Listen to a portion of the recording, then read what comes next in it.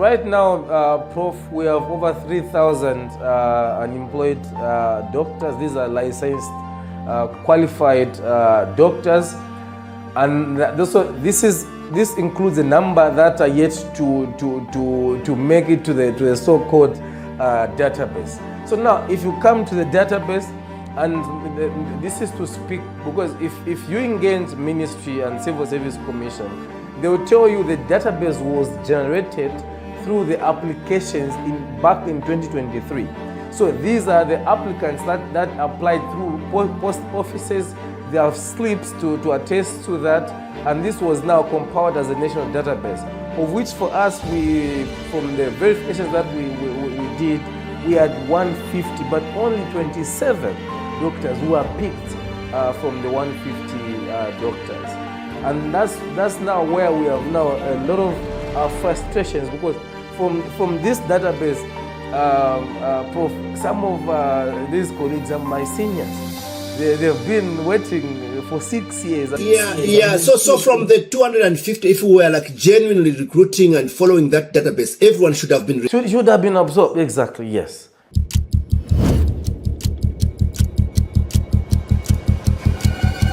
Very good morning, good afternoon, wherever you're watching our podcast today. And today I've got a special guest to discuss important matters. If you've been following us on an issue of doctors who are unemployed, we ran an endeavor. We have been talking to the Resident Doctors Association President, Dr. Chibwe, about the plans that they have to employ those that are not employed, but also to improve the whole general health system in Zambia and even in Africa in general, how they are learning from others.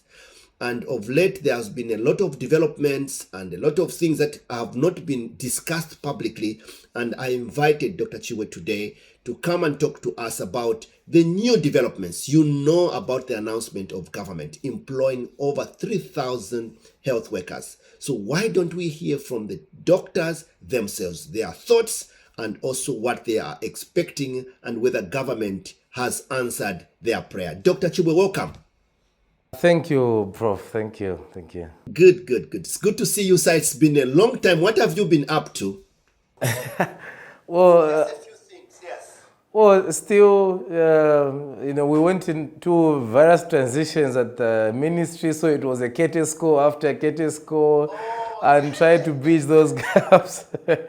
So it's been busy, and we just came back from the AGM, where we appreciated you being our keynote speaker, and really, people thought you really spoke outside the box, like what actually doctors feel were confined in.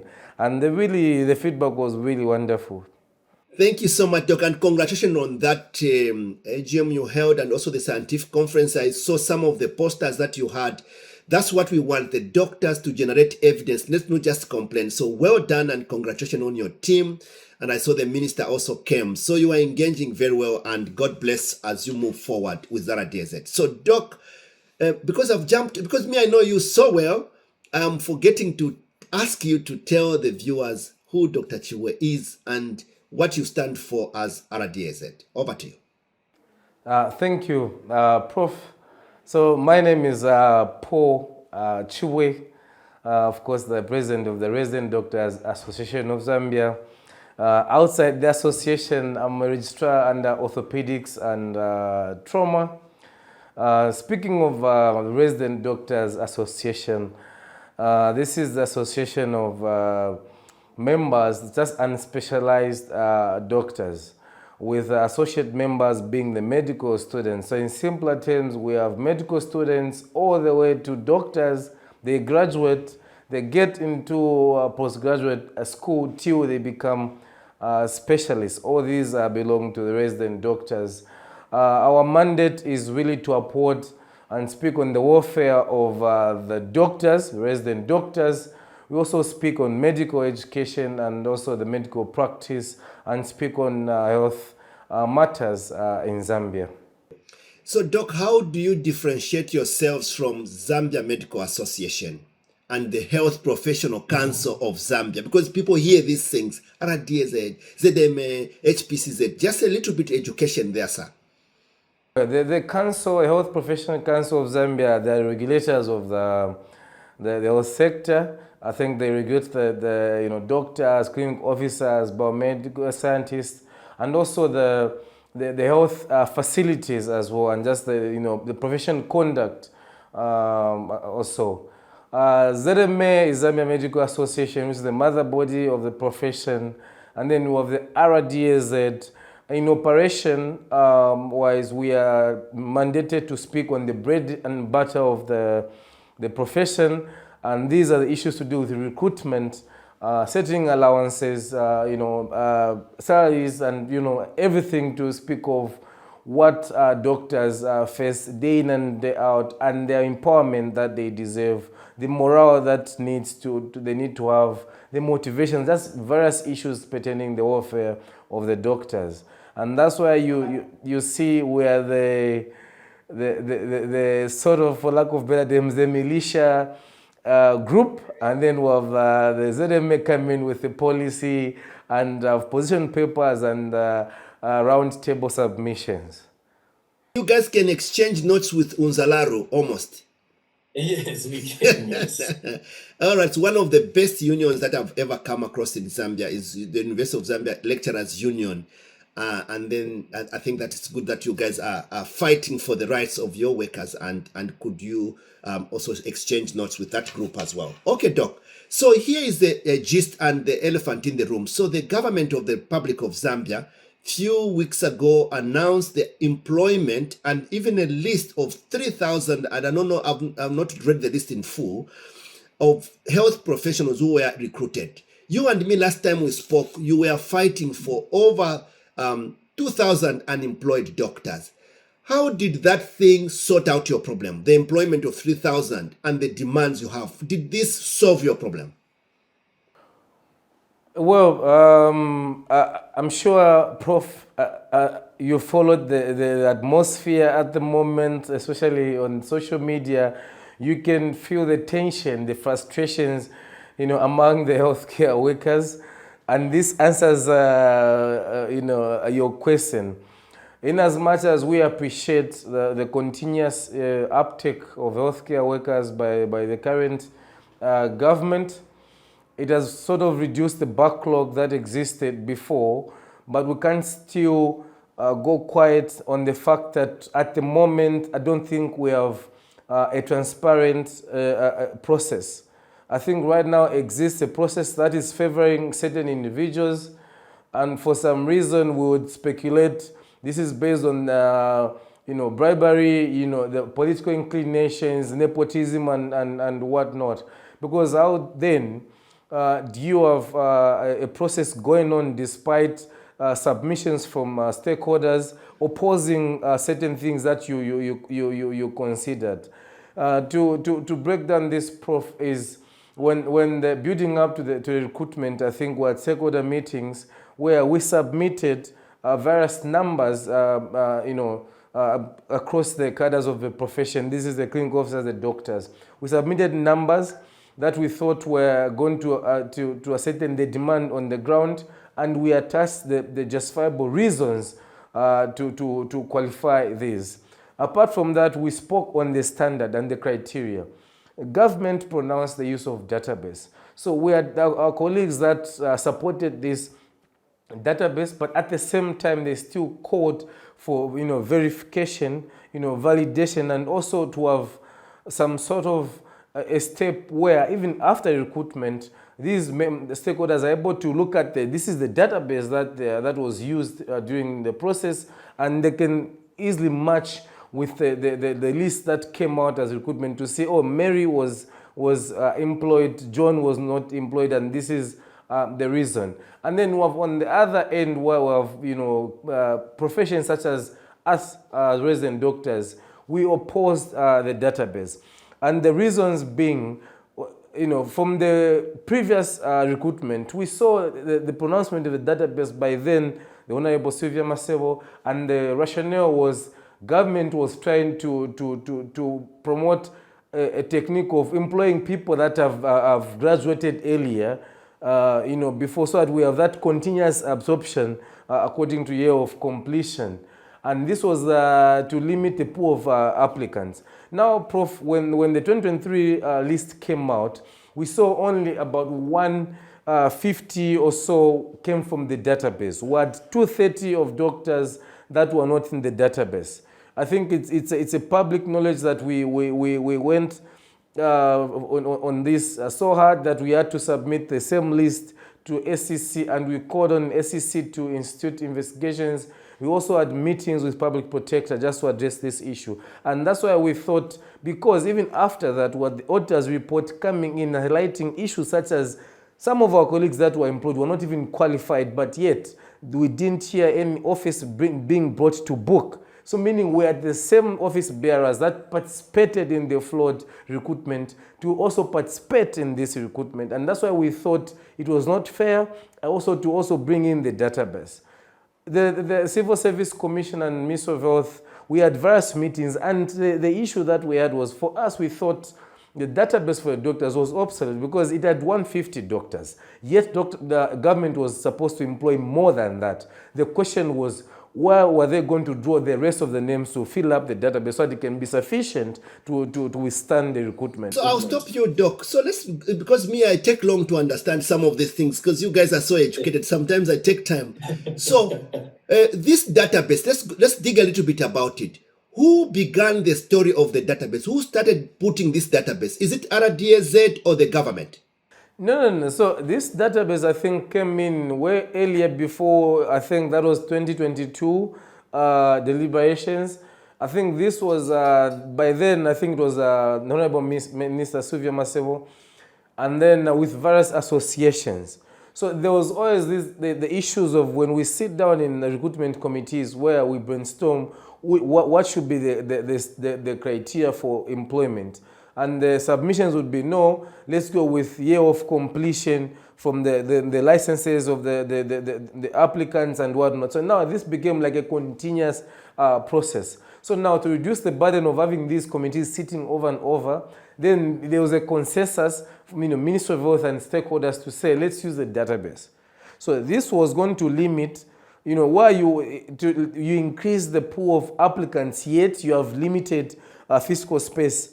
You understand? So meaning that it was a way of limiting, so that we still have a few applicants to pick from, or still holding on to the other graduates so that they still have their own space to apply and still be considered separately. I think this was the rationale. Okay.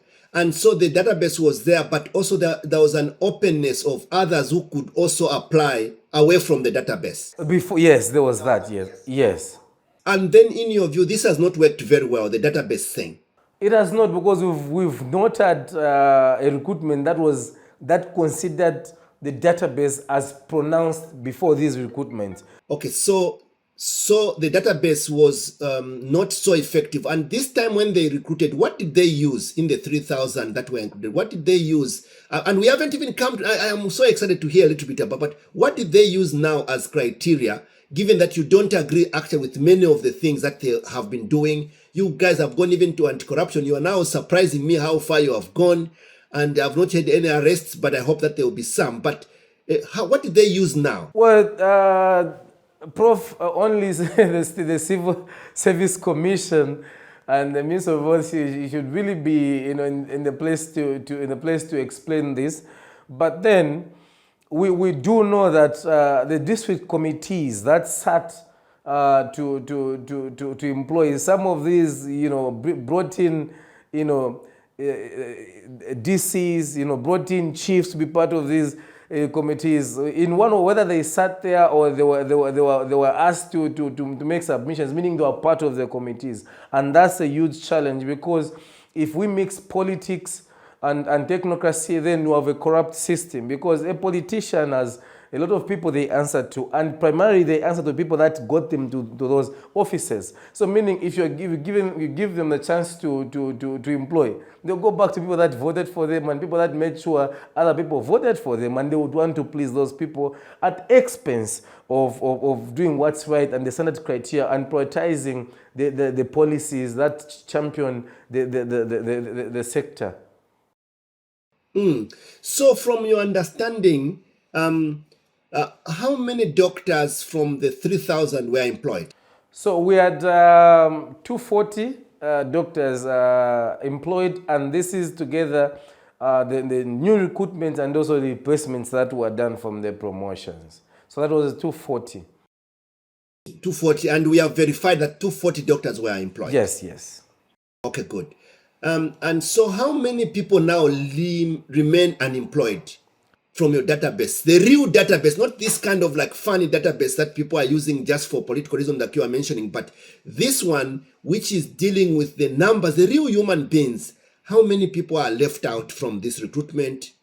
So right now, Prof, we have over 3,000 unemployed doctors. These are licensed, qualified doctors, and this includes a number that are yet to make it to the so-called database. So now, if you come to the database, and this is to speak, because if you engage Ministry and Civil Service Commission, they will tell you the database was generated through the applications back in 2023. So these are the applicants that applied through post offices. They have slips to attest to that, and this was now compiled as a national database, of which for us, from the verifications that we did, we had 150, but only 27 doctors who are picked from the 150 doctors.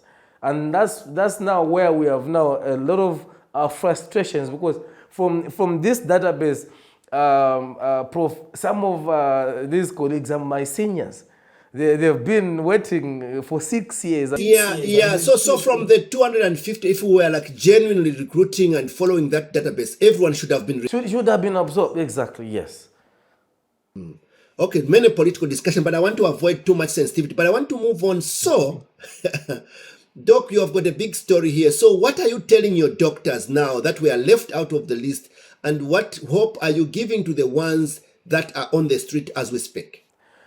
So it's more of what are my doctors telling me, Prof. I think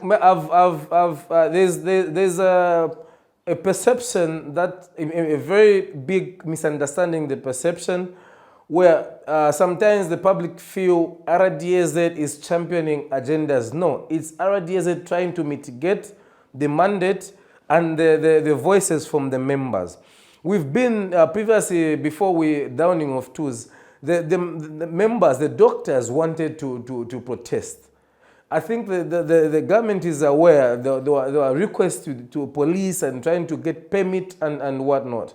The downing of tools came in as a safer way of trying to engage government without going the industrial measures. And now we have still the colleagues that have remained in the database now brainstorming. Should we engage media on the larger scale? Should we go to Ndeke House ourselves so that we can call on the minister to address us and explain when this database is going to work, and when, for how long are we going to wait? Are we going to still continue to volunteer for forever, or there's really a way of trying the government to really be considerate on how they do this recruitment? Mm-hmm. So the minister is a new one, and you have met him, and I'm sure you have discussed this matter. What is he saying? You know, the problem that we've had, Prof, is these transitions that have happened in the sector. So we had the minister then, Muchima, promising doctors to say we have the issues from the previous recruitment. Hence, we're going to have a certain number from the recruitment that's going to prioritize rectifying that issue. So we made sure every person, even when there was acting minister then, Cornelius Muita, we still tabled this issue as a reminder. Prof, you understand, you happen to be in these offices, you understand when you engage an office, you're not engaging an individual.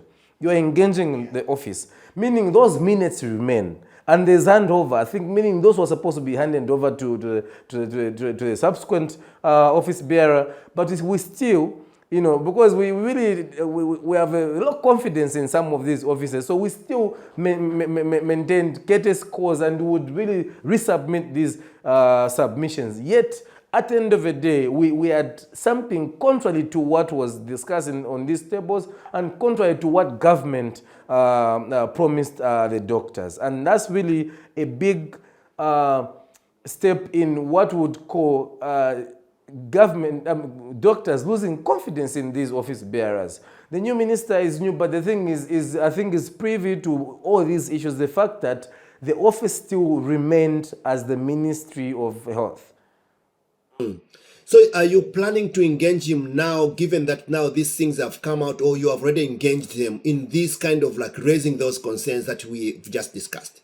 Well, RDAZ, Prof, I can assure you, were very proactive. I think it was a few weeks in office and we engaged him. That was way before the AGM, and we tabled all these issues, and including the unemployment issues, doctors, settling allowances, which has become a myth now, Professor. We have doctors now in these remote areas are being moved by HRs like it's a game. Move from here to here with no change in your pay slip and no supportive, as per civil service conditions such as settling allowances. We have promotions that are not happening anymore. Most of these specialists that we are seeing in the facilities, Prof, they are still being paid as junior resident medical officers. Yeah, I think it's a little bit heartbreaking that the obvious thing that if you change a position, you are promoted, your payslip should go. But it seems that the doctors have to keep arguing over a very obvious matter. So it's a little bit painful to actually emphasize that. But I'll leave it there for today.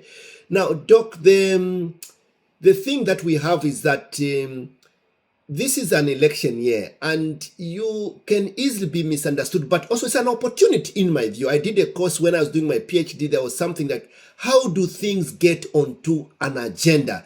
So it could be a political agenda, it could be a movement. So the health system is very important, whatever government is in power.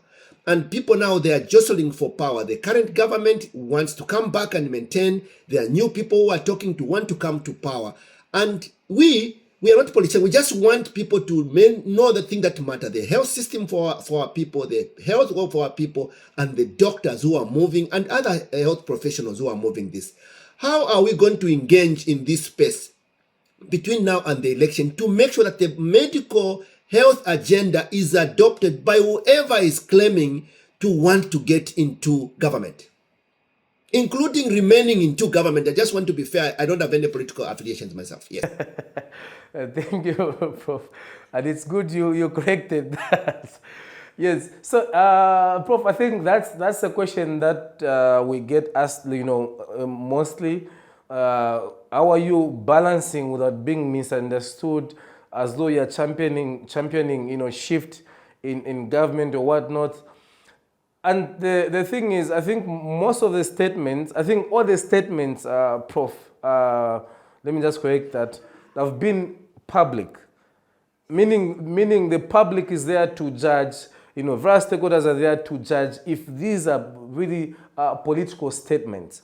I think we've been objective, and the fact that my executive and myself were civil servants, if indeed, and the civil service conditions are very clear on the issues of being, partisan or politically inclined. I don't think the EXCO, RDAZ, we've been politically charged or inclined. No way. So these statements and interviews and comments have been based on objectivity and what's really good for the health sector and what's good for the welfare of the doctors, and also just to promote the quality of health delivery in the country. And they've been based on that. Further, if I'm to address your question, in terms of the various political players, Prof, we have no control over which political party is going to absorb the information that we put out there and how they're going to champion that in their manifestos. And we have no control, the shift in government, who's going to come in and who's going to leave. But then, the message is there. The concern is there. The mandate is there. It's up to now these political players now to pick and absorb the issues that are tabled publicly and see how they can use now these to really sell out their ideas. At the end of the day, as civil servants, we work with government of the day. We are employed and just mandated to work with government and primarily to save our lives as doctors. But then we need someone to save, and save the person who's saving a life. And that's why we come in to speak now on the welfare of doctors, making sure their lives are saved before they save other people's lives. So what's your message to the government in power, to whoever what is your message to them? Because some of them are in public. What would you say about the health system? What needs to be addressed? Because they need to hear from the doctors, in my view, because we are the ones who are receiving dead people who come late. We are the ones suffering without injections. We are the ones that are actually saving lives. So we have got something to say. That's my view. We've got something to say to the people that are in power and the other ones. What is it about the health system that we want to address? Maybe just 2 or 3 things that should be in the political manifestos and how people are going to address these things. These have been challenges. Some of them are new, some of them are old. So RDAZ, what would you want people to address in their manifestos to the people of Zambia who they are wanting to rule? Thank you. So first of all, the whole sector has a lot of issues. We have the issues of medications and consumables. Zamsa is just out there with their own issues. We have infrastructure, equipment. But then, the most important factor of the sector, Prof, is the universal health coverage. And we need to ensure we give this in a very smooth way. And then, Prof, you understand, for you to have this, the major issue is workforce. I think I give this example most of the times to say, you can take a doctor to a mall and set up an open clinic and they will save lives. But you can't build a multi-facility, health sector, health facility without a workforce. It will just be a building.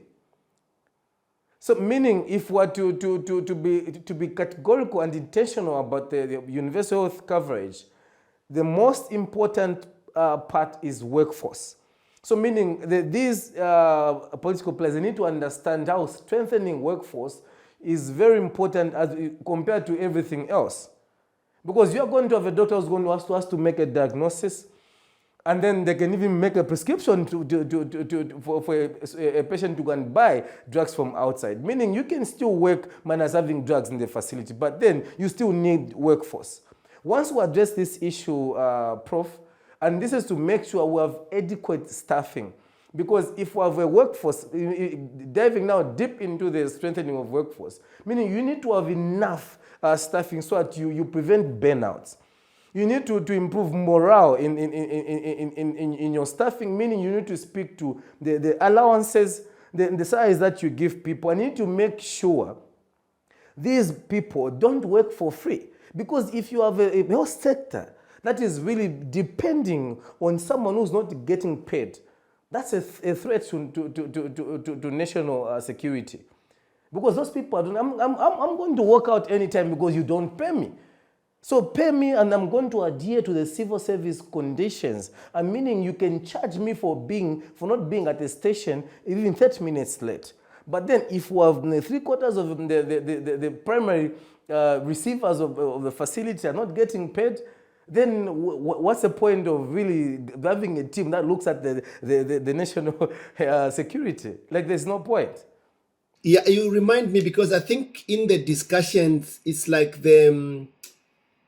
almost like impossible to convince people of an obvious thing. It's very, very obvious what you have said, that if the doctor is not there, you can't offer, even another health worker, nurses, they're not there, you can't offer the service that you claim.